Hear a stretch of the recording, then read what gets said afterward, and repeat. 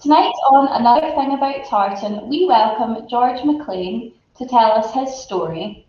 George is a humanist celebrant working with Humanist Ceremonies. Based in Glasgow, George loves to travel all over Scotland to perform his ceremonies. He is a proud member of the MacLean Clan, and as the MacLeans are our Clan of the Month this April, we just had to get George involved in our celebrations.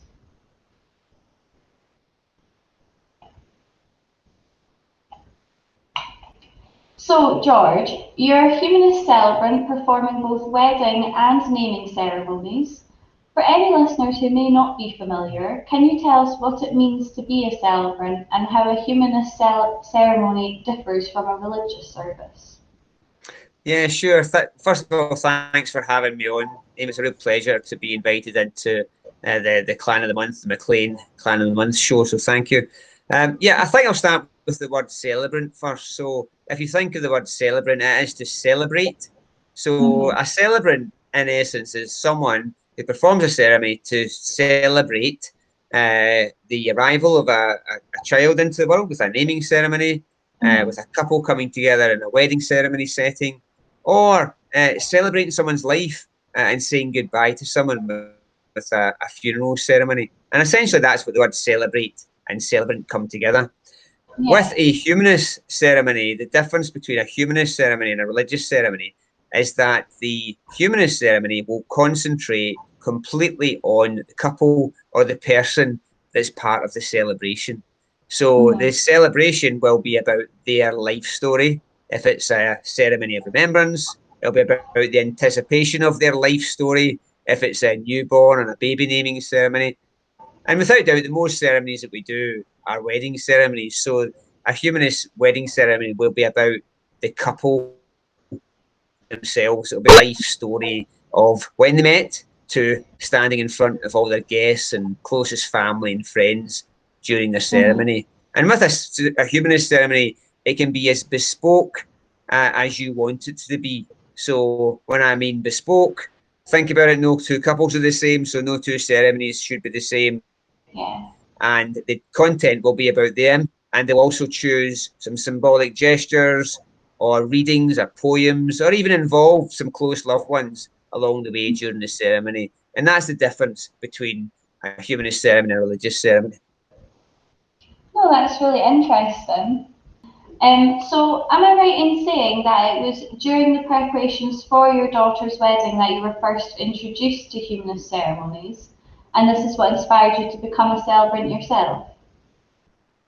It was, yeah. So probably coming out for 4 years ago, actually, it'll be my middle daughter. I've got three grown up daughters. My middle daughter, Holly, and her now husband, Cameron, fiance at the time, were planning their wedding ceremony. And actually, you'll see the connection in a minute. They employed Fuse Ceremonies to be Ah, their humanist on the day. And it was my good colleague and director of Fuse, Morag, who was the celebrant for them. So during the planning process, she introduced Holly and Cameron and myself to the fact that anyone can get involved in the ceremony, whether it mhm. be a parent or guardian or a loved one or a special friend. And of course, being a father of the bride, it was a particularly proud moment for me to walk Yeah, Holly down the aisle. And Morag introduced us to the hand fasting symbolic gesture and suggested, hey, why don't you do it yourself, George? So they taught me how to do the hand fasting part, the tying part. We chose the tartans, of which you've been no surprise to learn, Amy, that of course Holly chose the MacLean tartan or one of the MacLean tartans. There's many, as you know, with the yeah, different varieties of them. And Cameron chose Finlay tartan, and we actually chose neckties. So it was two neckties that we used to symbolically tie the knot. And yeah, that kind of started my journey. I was really inspired by how personal, how bespoke that the gesture was, and how meaningful it was about blending not just the bride and groom together. It was about blending the two sides of the family together, the two clans together, yeah. no less. And I did say to Holly, later on, I said, I'm going to become a celebrant. I really enjoyed that, and she kind of laughed it off a little bit. And about I don't know, about 6 months later after her ceremony, I contacted Morag at Fuse, and the rest is history, as they say. I went on and done the training, and I've been doing that for about 3.5 years now. So just followed my passion for it. Yeah, it sounds really interesting and so amazing that it was such a personal memory in your life that spurred you on to become a celebrant. It makes it that little bit more special to choose you as your celebrant because it means so much to you. Yeah, I mean, they took it one stage further because they're handfasting, tying the knot, the two ties tied together. They took it to a framing shop, and they've got it framed now. So they've got the hand tying fasten the hand tying knot. They've got the words that I read out also embedded into the frame, and they've got the kind of family picture of the groom's side of the family and our side of the family next to each other, proudly sitting on our living room wall as we speak. Oh, that's really lovely. Yeah, it's just that another way to just make that day even more special and another way to remember it, isn't it? It is, yeah, it's fantastic. Yeah. So, what does the process of becoming a celebrant involve, and how long have you? Well, you said that you've been practicing for 3.5 years. So, what was all involved when you first became a celebrant? Yeah, well, essentially, some really kind of well thought through um, assessment driven training. At the time when I done it, the few ceremonies who I still work with today, they done an in-house training episodes where we kind of every kind of 6 months or so, when they had vacancies, they would offer the course out to people. Um, that was an intensive kind of week-long course where they kind of covered everything from public speaking to creatively writing ceremonies, great questioning skills to when you're interviewing both couples and families for different ceremony types, assessments, etc. And they've taken it a stage further now. So part of Fuse Ceremonies is an arm of our business called the UK Celebrant and Public Speaking Award. So we've went one stage further now, and we are the only celebrant organisation that offer an accredited qualification Oh in wow! being a celebrant. And what's even better, Amy, is it's all rubber stamped, and the diploma is an SQA diploma. So it's Mm-hmm. completely official, and Yeah. it's just fantastic. And what's even better now is, of course, and not just through the kind of COVID times at the moment, but distance learning is a great medium to do these things. And we've been now using that methodology for probably about coming up for 2 years now. So if you want to sign up to be a celebrant, you can start tomorrow because the course is all online. And don't worry about, it's not that you're alone, you're far from alone because you have got a personal tutor, mentor, and assessor that take you through. You do the learning, and they'll do the support and kind of assessment through the kind of the special portal that we've got. And at the end of it, of course, it usually takes anything between 3 and 6 months to qualify, and you kind of, that's the process to go through. Slightly different to when I done it, of course, but I think it's moved on for the better because it really kind of fits in with people's lifestyle now. So no longer do you need to say I need to be available for that certain date. It's like mix and match it and do the training between your life. A lot of our celebrants are also working full time, Yeah. or they've got another part-time job, or they've got family commitments with whether it be children, or they're caring for other family members, or parents or Mm-hmm. guardians, etc. So I think it really does lend itself to today's lifestyle. So yeah, Yeah. fantastic. So I would say to anybody watching, if you're kind of interested in that and want to have a chat about it, get in touch with us either at Fuse Ceremonies or ucapsa.co.uk. No, that's really interesting, and it's so good that you can fit it around your lifestyle already. Like if you've got a full-time job, you can just be a celebrant on the weekends, kind of thing. Yeah, absolutely. It's very, very flexible, and Yeah. because it's fully accredited by the SQA, it gives that I think it gives that confidence, Amy, you know, to not only you as a person signing up for the course, but for your clients, you know, for the couple, to the families, that they know that that celebrant has been trained to the absolute top quality. Yeah, exactly. And that's what you want on your wedding day. You don't want to be worrying that the celebrant doesn't really know what they're doing. You want to know that you've got confidence in them. Oh, absolutely, yeah. Yeah. So, as a celebrant, this past year must have been so strange for you, with so many weddings having been postponed or drastically altered. So, what's been the most challenging aspect of performing weddings during this time? Well, first of all, you're right. It's been incredibly challenging for everyone, not just in the wedding industry, although that's been in the entertainment industry in particular, been hit so hard. You only need to look at the press and the internet most days to discover that one. Yeah.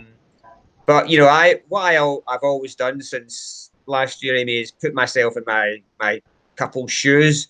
Hmm. So as you can imagine, the amount of rescheduling that's happened has been enormous, and not Yeah. just one reschedule for some couples, sometimes two, sometimes three, sometimes four different dates, all in the hope that it was going to go ahead on a certain date, but it then didn't. So the first thing I would say is that it's been challenging, of course it is, but I'm always mindful of putting myself in my couple's shoes, so to speak, and understand and being really empathetic with them on that.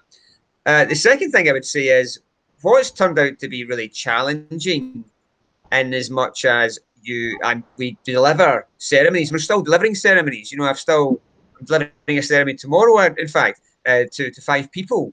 The five people includes me, of course, because that's the current restrictions. Right. And where those restrictions have been really low, that's been challenging. But in a sense, it's actually been the most rewarding part of the job, Hmm. because when you've got that number, and whether it's a big number or a small number, or an in between sort of number of guests at a ceremony, I think it's really important as a celebrant that, and I do this, I kind of focus on the couple. So actually, in all intents and purposes, what's round about me isn't really happening anyway, because I kind of immerse myself in the couple, because it's their big day. I'm telling their story after all. We've spent months planning this moment and writing the script and kind of emailing it back and forth to each other and perfecting it and fine tuning it. So Uh-huh. what's actually turned out to be a really challenging time, in some respects, has become a really rewarding time. And the Yeah. feedback we get, not just me, but all the team at Fuse, particularly through the pandemic, has been terrific. You know, that level of support we've given people. So yeah, tough, but you've always got to look for that, you know, chink of light at the end of the tunnel, and I think we're getting there. No, yeah, definitely. Look for the silver lining in the wedding if it is that little bit more rewarding because you've put that much more effort into making it more special for the couple. So I know, just as you just said, you really pride yourself in helping couples create the perfect ceremony to showcase their love for one another. So I imagine you have to work quite closely with the couple to achieve this. Oh, absolutely. You know, from day one, Amy, it's a team game. Mm-hmm. I can't produce the ceremony without them. It's as simple as that. I say that to every couple, that this is going to be a three-player game here. I need to have the bride's input, the groom's input, or the Mm-hmm. family's input if it's a ceremony of remembrance, or a couple's input if it's a naming ceremony. But for weddings in particular, it's really important to remember that um, from day one, as soon as they book uh, me through our dedicated portal on our website, Mm-hmm. they've got access to me. So we always make sure we link up in social media. They can message me. I always let them know if any daft question that's going on in your head, just let me know. Is no daft question policy, if you like. Um, and we kind of just make sure that over the months leading up to me getting together with them, some couples book 2 or 3 years in advance. So you don't then get face to face with them probably about 4 to 5 months before the ceremony date. Uh-huh. And it's really important that from that meeting, I get to know them really well, get to know their story. We talk about what choices of vows they're going to have or can have. the symbolic gestures that are open to them. By this point, a lot of people, not all the time, but most people have either been to a humanist wedding ceremony or they've done a bit of research and Googled what's involved in it. And on the Fuse website, there's some great stuff on there to see as well. And they might have discovered this through that website. So, yeah, it's really important to me that I work really closely with my couples. They've got access to me from day one. And we just work together and then perfect the script. As I say, after my meeting with them 4 months or so out, I would get to work in the background with their script, email them a copy, and then we just kind of email it back and forth to each other and fine tune it. Mm-hmm. Yeah, so it's really personal to each couple then. Do you Listen, find like a bit about the couple and like how they met and stuff like that, and then you incorporate that into your speech? Yeah, that's probably my favourite part, the telling their story. So I get to, the way I describe it is probably for them to tell me from that moment of meeting the milestones in their relationship, from that moment of meeting to the day standing in front of their family and friends. And of course, everyone's got a different story. There's no two couples the same. So, No. no surprise, there's no two ceremonies the same. Yeah. They're similar in as much as they've got a beginning and a middle and an end, and they obviously tie the knot at some point in terms of saying their legal vows to each other. But everything else in between is very, very bespoke to them. And of course, everyone's story is different. Some people meet on random nights out. Some people have known each other since nursery, and they rekindle themselves back when they're 25. And every story in between, as you can imagine. Yeah. Oh, that's so lovely. Getting to hear all of their stories. I would really like that part. Yeah, it sure is. Yeah. So you mentioned earlier as well that during your daughter's wedding ceremony, she included the hand fasting Yeah. symbol. So it's gained quite a lot of popularity in recent years, the Celtic tradition of hand fasting, and it can often be the centerpiece of a ceremony. So can you tell us a little bit more about the hand fasting and how it's performed? Yeah, I mean, it dates back hundreds of years, a kind of Celtic pagan marriage ritual, dates back to Ireland, I believe, actually, but it is very Scottish, Irish, kind of similar traditions anyway. But originally it said that if a couple wanted to get engaged, they got engaged, they went to their kind of priest who kind of said, right, go and spend, after they tied the knot partially at that point with their priest or minister or whatever, they sent them on their way and said, come back a year later. And when they came back a year later, they would say, yeah, we'll go ahead with it now, or we won't go ahead with it now. And that kind of completed. Yeah, that's the kind of real origins of it. Most people know the phrase tying the knot, of course, and most people know the phrase giving your hand in marriage. And both of those phrases date back to this ritual of symbolic hand fasting. Now, how is it performed? It's performed many different ways, in as much as there are different combinations of what you can do in terms of how you tie the knot. You can get the couple to kind of hold their right hands together, kind of like this, and then that leaves a free hand to take one of the ends of the cord each, and then when they pull away, then they've tied the knot. There's different ways to do it where a couple can hold both their hands together and the celebrant can wrap it round their hands, and when they pull away, it also ties the knot. And some couples, not a lot, I've got to say, but some couples just like you to bind the tartans or the material around their hands. And there's no knot tied as such. It's just a kind of symbolicness of kind of binding together for forever and a day following that gesture. Now, obviously, we're Scottish. You're the Scottish shop. There's nothing better to see than two pieces of tartan being tied together. But it's not exclusively got to be tartan. I guess in the ancient times, it was the kind of the MacLeans would marry the MacDonalds, and the kind of clans would come together, etc. But I've seen many combinations of it, and what I say to couples is it can be a symbolic piece of material. Often, actually, we often have the bride using a cutting from their wedding dress which Oh, is okay. really beautiful, really nice. Brides always get kind of fittings and stuff like that done. There's some often spare dress left over, Uh-huh. and sometimes the bride will choose to use that, whereas the groom might have their family tartan, but if they've not got any Scottish heritage or a Scottish surname, they might just use the tartan they've got on their kilt that day. That's Uh-huh. just symbolic. And also, I've had people use pieces of material that symbolise maybe a past loved one. I had a bride once use a cutting from their grand's scarf, a favourite scarf of Yeah. their grand's, and they wanted to bring their grand's memory into the ceremony, which is really lovely. I had a Yeah. groom one time who his dad had passed away a few years earlier, so he used his dad's favourite tie. It wasn't a particularly anything, it was just his favourite tie. So the pattern didn't really matter. It was a symbolism of him bringing him into the ceremony. So, Yeah. yeah, I really encourage creativity in couples. Yeah. And, I tell the story of hand fasting, of course.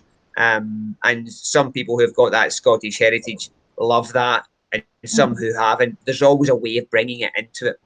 Mhm. It's beautiful. No, it does sound a really lovely way. I like the idea of bringing the wedding dress in and stuff. I think that's really nice that it Yeah, doesn't they're necessarily really have nice. Yeah, to be tartan, yeah. So if yeah. it doesn't have to be tartan, then do you think that you don't need to be Scottish to include a hand fasting ceremony in your wedding then? Absolutely. I remember a couple uh, year before last, and the groom was Chinese. Been over here for many, many years, but his origins, his family were coming over from there for the ceremony also. Mm-hmm. And the Chinese are very symbolic. They're very respectful, and we actually had during his ceremony, him and his now wife's ceremony, we had a Chinese tea drinking ceremony, Oh wow. which was is a very traditional thing in their part of the world, and they've kind of brought that gesture into this kind of Scottish fusion of Yeah. two cultures. But Oh. what he used is a piece of red silk. So Okay. red silk is very synonymous with Chinese culture, Uh-huh. and the bride used a piece of tartan that wasn't her surname, but it was I think it was her she was a grand surname. So kind of bringing a bit of kind of ancestry in there as well. So absolutely, it doesn't have to be can be anyone from any country. And I think that's the bit when I'm working with couples. That's the part that it's really enjoyable because you can get really creative with it. People almost say, "Oh, I haven't got any Scottish roots. I won't be able to do the hand fasting, will I?"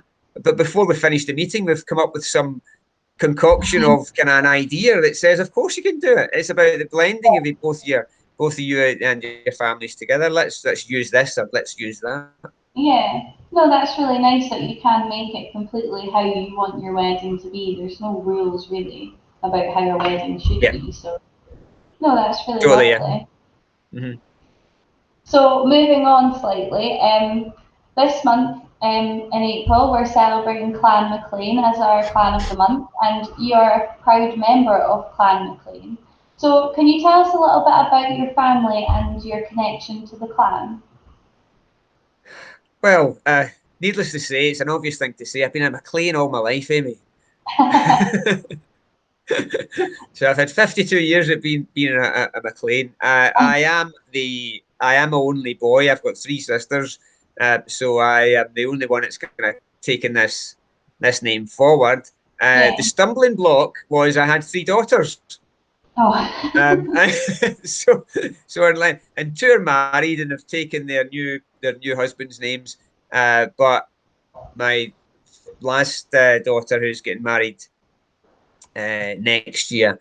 Uh-huh. Um, maybe she'll make a decision and go for that kind of bucking the trend and say to her husband, "I'm taking the MacLean forward." But yeah, I've been a MacLean all my life.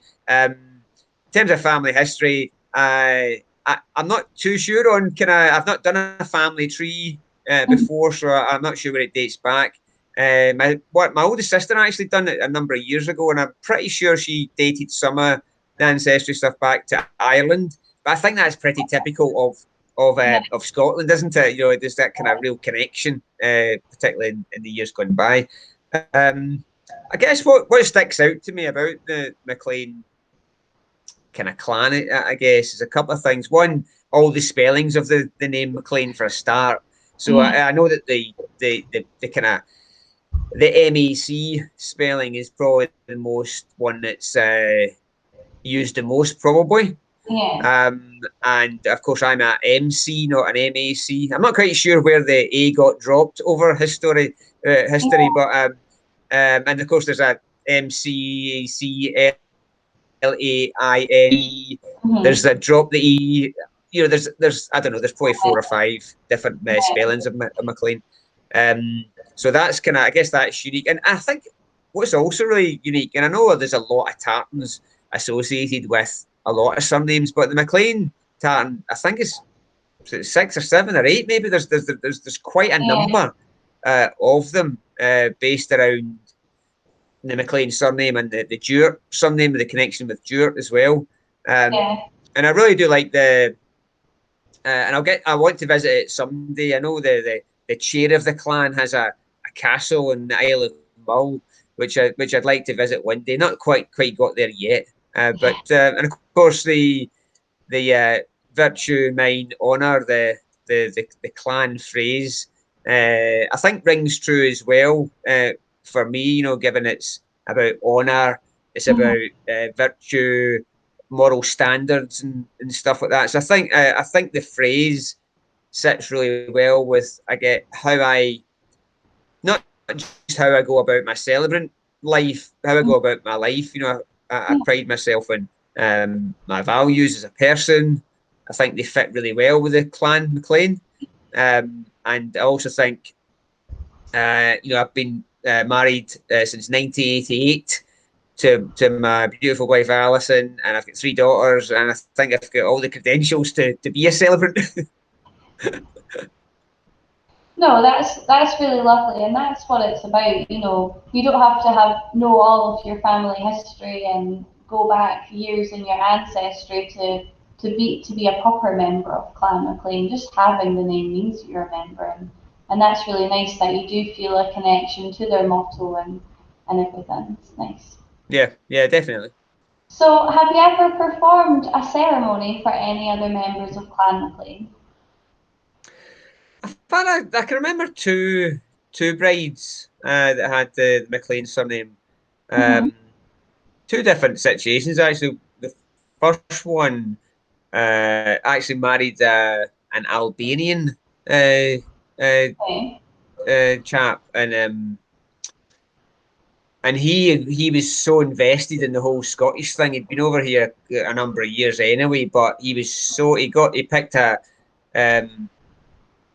the Royal Scots Guard tartan, Black Watch tartan, because it had a bit of a connection with the bride in her kind of history.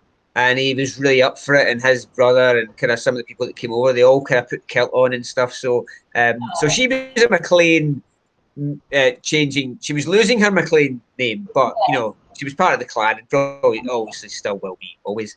So that was quite memorable. And I think the other one that was memorable was a couple who'd been together since school, actually, and had two boys, maybe about kind of 3 or maybe about 5 and 7 years old.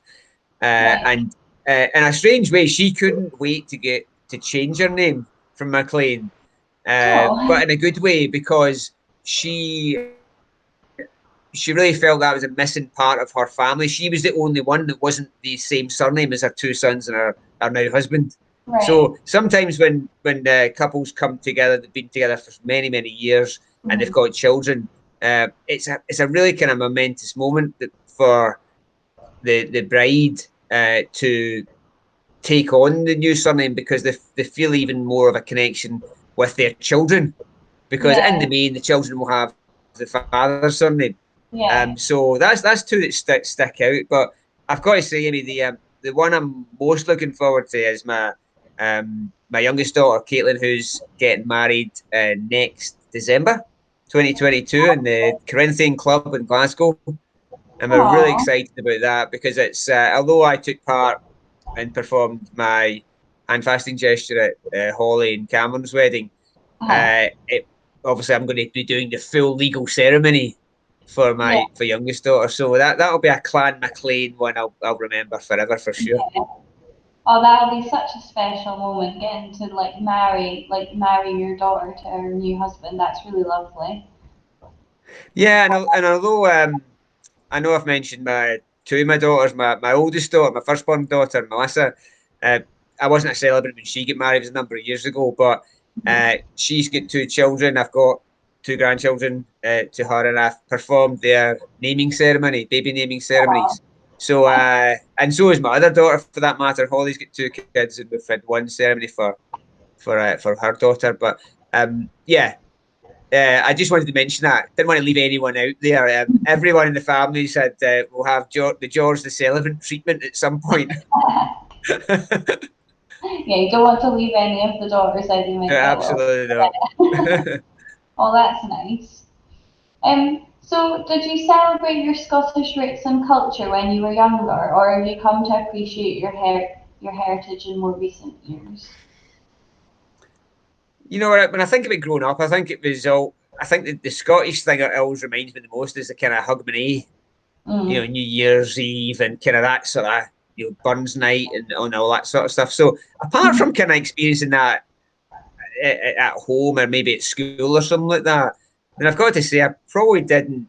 I wasn't really that, or felt a need to kind Yeah. of be kind of reception and kind of. I was aware of Scotland and because I lived and have done all my life.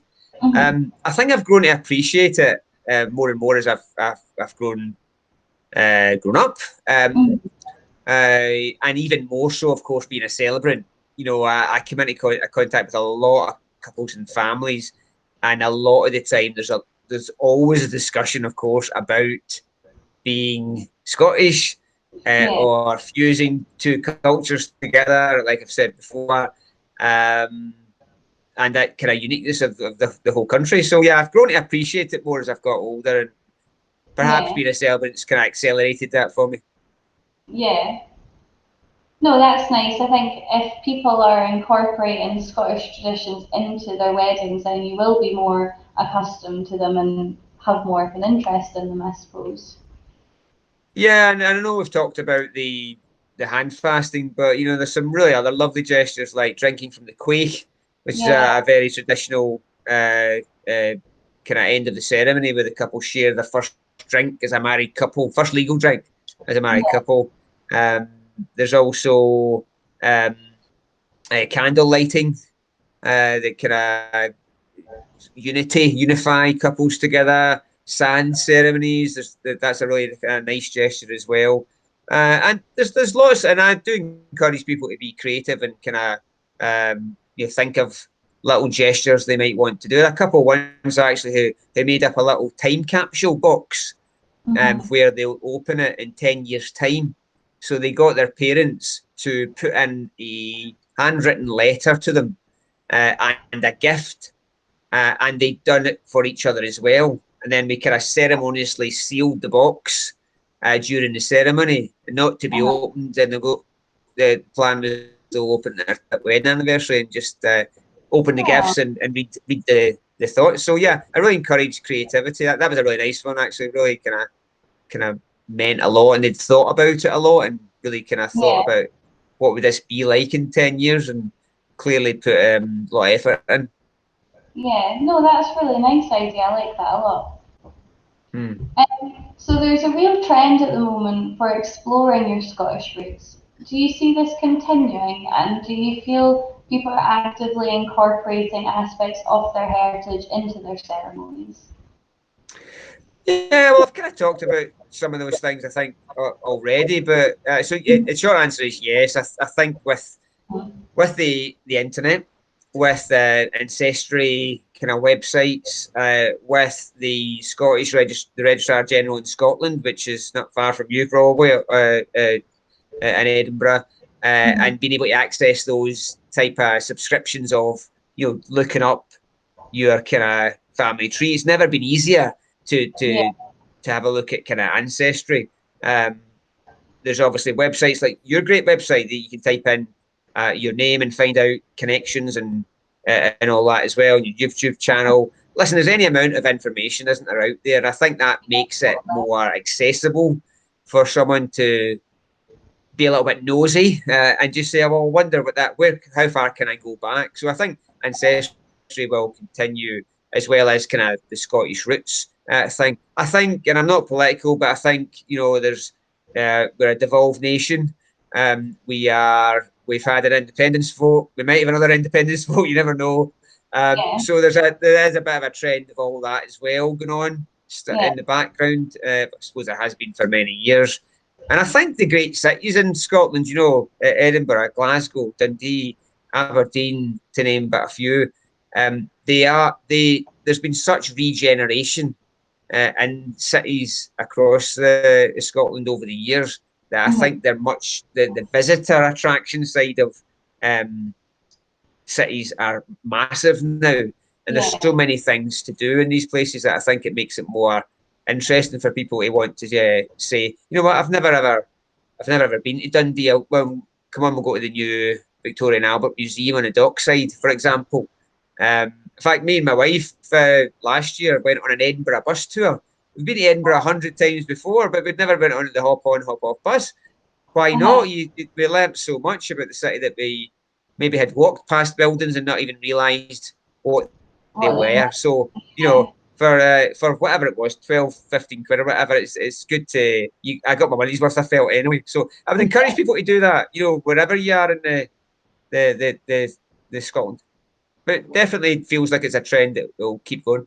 Yeah, no, I would completely agree. It is definitely, they have the accessibility to look up their heritage and to visit Scotland and everything. Maybe not right now with COVID, but after travel's allowed again, I do think that there is a real need to come and visit Scotland. Yeah. Yeah. So finally, we ask everyone this question: what is your favourite tartan? Oh, well, what a question they ask someone on the MacLean Tartan of the Month.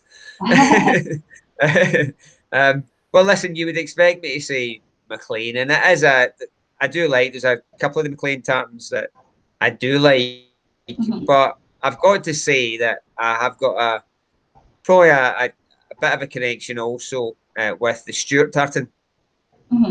So I get married in the red Stuart tartan, and it was my mum's maiden name. So I felt that's a nice connection to her. It actually turns out it's my firstborn daughter Melissa's new family name as well, because she married a Stuart just by chance. It was, so yeah, I really do like the Stuart tartan. I like the MacLean, but I do like the Stuart. I think it's a nice little nod of respect to my dear old mum.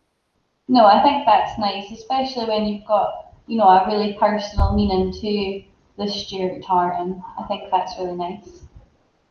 And you don't have to be MacLean either, so it's fine. Well, actually, funnily enough, one of I think it's the modern Stuart MacLean tartan is very similar to the Stuart tartan. Yeah. So my surname's Tartan, and I always remind them. I said, you probably find there's about 6 different versions of your surname Tartan. Go and have a look at one, and when they kind of go and look it up, they realise actually I do like that one after all. So don't just be blindsided by just one type is what I would say to people. There are many out there that can be used under the same family. Yeah, I would completely agree. Yeah, there's definitely more out there than you think. Yeah. Well, thank you so much for joining us today, George. I've really enjoyed finding out more about what you do. We wish you a safe next few months, and we hope that you're on the road back to performing weddings regularly once again. Thank you so much. It's been a pleasure. Thank you. Bye.